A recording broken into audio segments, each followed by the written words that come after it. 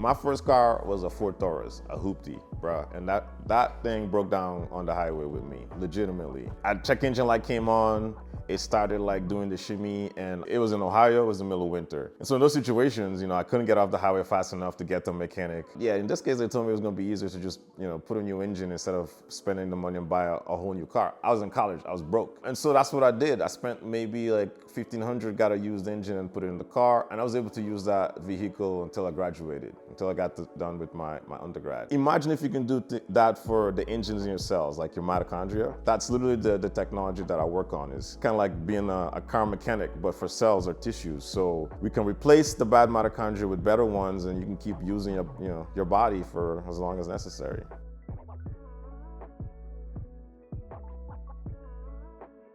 I don't think people realize that every cell in their body, except for red blood cells, use mitochondria either as an energy source or as a signaling hub. So literally anything that goes wrong, if you catch a cold, your mitochondria don't work as well as they should because their energy portfolio is off and the signaling is off. Literally any pathology that you have, any disease, any sickness, it is mediated by the health of your mitochondria. And so it's super important to keep them things healthy. So.